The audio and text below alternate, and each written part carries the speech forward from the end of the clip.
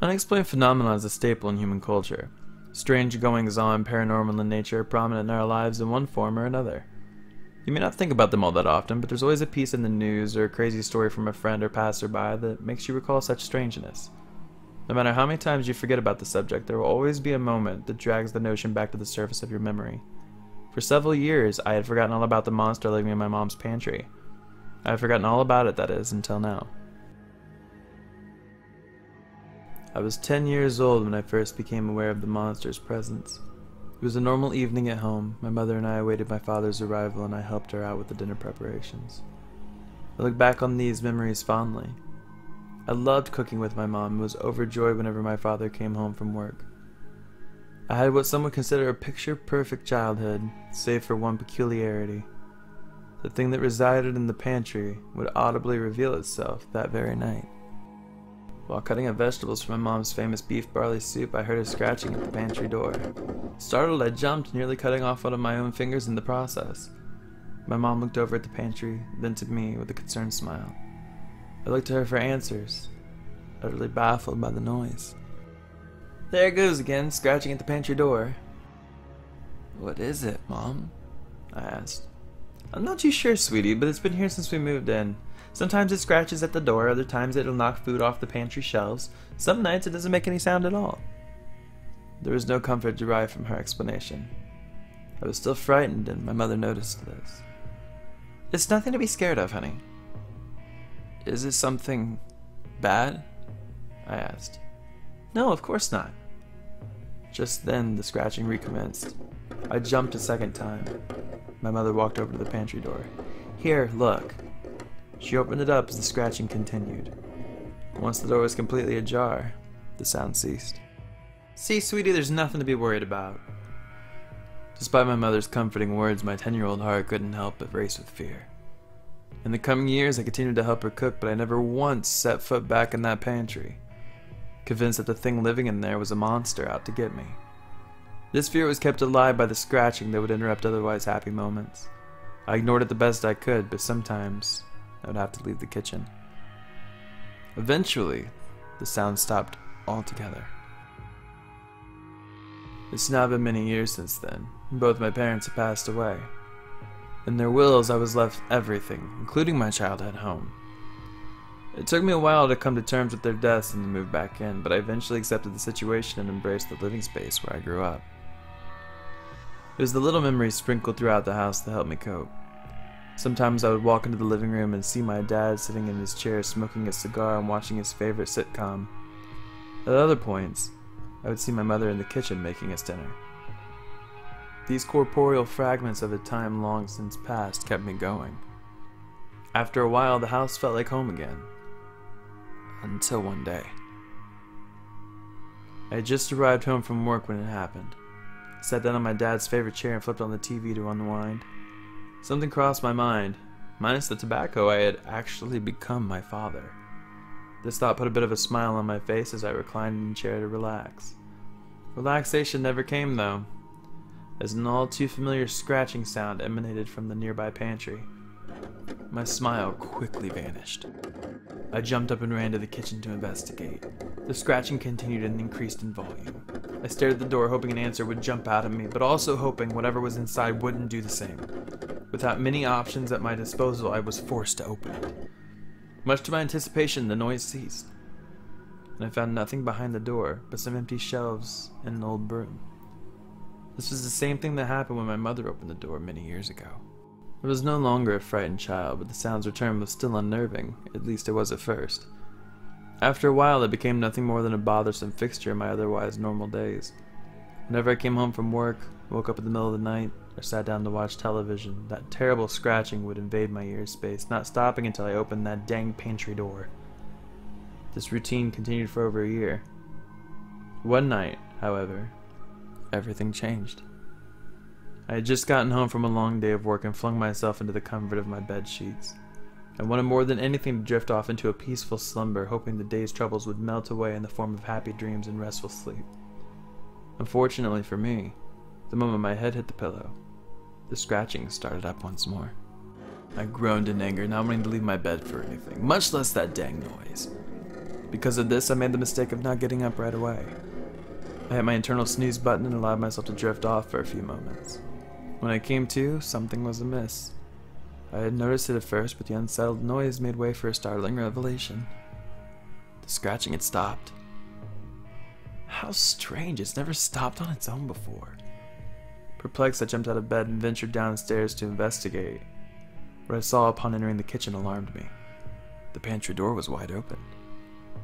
That can't be. It was definitely closed when I got home earlier. Turning the light on only revealed the usual empty shelves. It wasn't until my hand met the wood of the door that I noticed something unusual. Embedded in the hard oak were deep gashes, claw marks that would cover the entire bottom half of the door. Those weren't there before. What the heck's going on? My childhood was beginning to catch up with me. Memories of the pantry came bursting through the floodgates, the scratches, the nightmares, the fear. But I wasn't a child this time, and I wasn't going to let a little superstition get the better of me. It was just a raccoon or a large rat, that's all. At least that's what I told myself. I scoured the house for nearly an hour, ignoring my fast-beating heart the whole time. Whatever escaped from the pantry was nowhere to be found. As I stepped back into the kitchen to close the door and call it a night, something stopped me in my tracks. A shadowy figure raced across my field of vision and into the pantry. The pantry door was shut on its own, shaking the walls around it. A bone-chilling vibration reverberated through the entire house in an instant and was then followed by an eerily dead silence. My heart sank to my bowels. I was officially rattled. Running on pure instinct, I grabbed the heaviest things I could find and piled them in front of the door, including my dad's old chair. Once satisfied with my blockade, I raced upstairs, locked my bedroom door, and jumped underneath the sheets. I was a kid again, scared to death of a monster living in my mom's pantry. After the fear and the adrenaline tapered off, I managed to get a little bit of rest. My late-night adventure had come to an end. I woke up the next morning in denial, a defense mechanism of my mind bruised by fear. Pretending nothing happened the previous night, I went about my morning routine as normal. After breakfast, I was able to walk right past the pile of crap in front of the pantry without flinching. I even ignored the scratch marks on my front door as I left for work. Everything was fine. There was no monster. No supernatural entity taking over my home. That was absurd. It was just a raccoon. A very large raccoon. The lies only lasted for so long. Driving away, the terror set back in, sending me into a desperate frenzy of distress and unease. Though distracted by my strange predicament, I managed to make it to work in one piece. Work brought me no solace. All I could think about was what awaited me at home. I was on edge and my boss noticed this. He asked if I needed to leave early and get some rest. I practically shouted the word no at him, begging him to let me stay. I wanted to be away from that house as long as I could. Though confused by my unorthodox behavior, my boss obliged. I might have been able to stay at work, but I had to clock out eventually. The day went by far too quickly, and before I knew it, I was back home, sitting in my driveway, dreading the thought of opening the front door. Because of this, I sat in my car for a while, attempting to come up with a plan of action. What do I do? Who can I tell? Where will I stay? The questions swirled around my tired mind until I shut my eyes and took a deep breath to relax. The weariness caught up with me in this moment, causing me to drift off into a stress-induced coma of sorts. I woke up a few hours later to the terrifying sight of scratch marks on my driver's side window. That was the last straw. That's it, I proclaimed out loud. I wasn't going to let this thing control my life, and I certainly wasn't going to let it drive me out of my own home. This is where I grew up, where I spent my childhood with my mother and father. They were still with me, the recollections scattered throughout the house reminded me of who they were and the impact they've had on my life. No amount of scratching was going to tear through the memories I had of them. Fed up, I got out of the car, walked up to the house, and swung the front door open, and I was greeted with the sound of scratching, but this time it was louder than it had ever been before. As I stormed over to the kitchen, the noise morphed into a thunderous banging at the pantry door, causing the stuff I piled in front of it to move a bit. Whatever was inside really wanted to get out this time. Adrenaline coursed through my veins. My fight-or-flight response was begging me to run, but it was too late. I had already made up my mind. I was going to face this thing head on and get to the bottom of the mystery. This was my home, after all. It belonged to me and my family, not whatever this thing was. Removing the stacks of furniture, the banging continued and grew. The kitchen cabinets around me swung open. Various pots and pans flew off the shelves. An earthquake of supernatural proportion filled my home, and I didn't allow it to rattle me. I knew what I had to do. After a moment of mental preparation, I opened the pantry door. There, sitting behind the door, was a dog. It sat there and looked at me in confusion. I did the same to it. After giving me a once-over, it walked over to me and nuzzled up against my leg. I instinctively reached down and pet it as I would any dog. But this wasn't any dog. After a few minutes of getting to know each other, it walked back into the pantry and it vanished before my very eyes. It was a ghost. My fear completely dissipated after that day. I now come home to the sound of it scratching and I smile. I no longer open the pantry door in fear, but instead to let my new friend out. He walks around the house exploring just like a normal dog would.